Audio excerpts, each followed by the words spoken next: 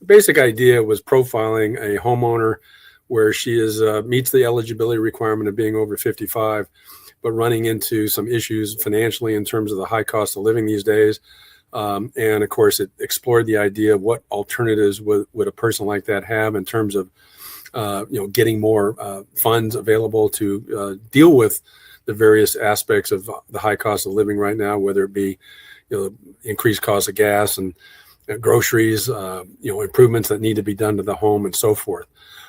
So let me go ahead and show you a slide that I have where I'm going to just cover the bullet points of why this HomeSafe Second program can be a really terrific program for you to consider if you're a 55 plus homeowner and you're running into some obstacles in terms of tapping into your equity when you need some funds for a variety of reasons. As you can see there, the slide says HomeSafe Second.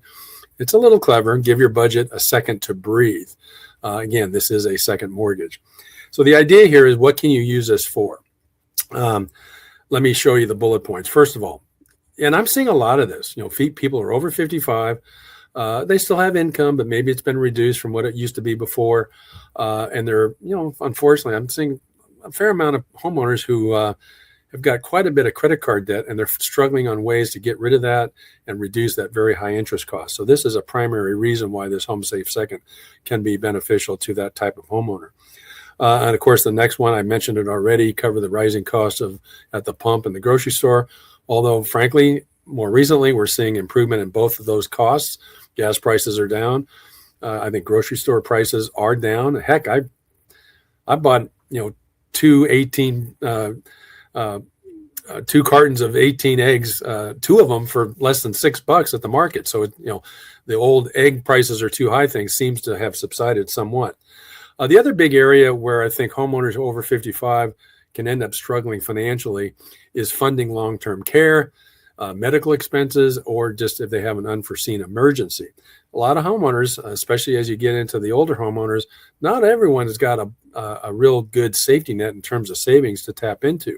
So, and if they have a lot of equity, it can be frustrating to figure out a way to access that. And then the next thing most common that we see is paying for home improvements.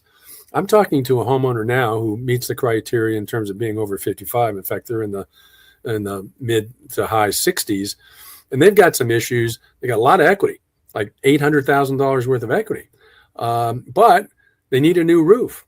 They need their bathroom redone. They need some other things done to the home, and they are lacking the financial wherewithal to take care of that. They've got a low rate first mortgage, so they don't want to just refinance that. Plus the fact, when they looked into getting a home equity line of credit, they didn't qualify, because those are actually pretty difficult to qualify for based on meeting a debt ratio.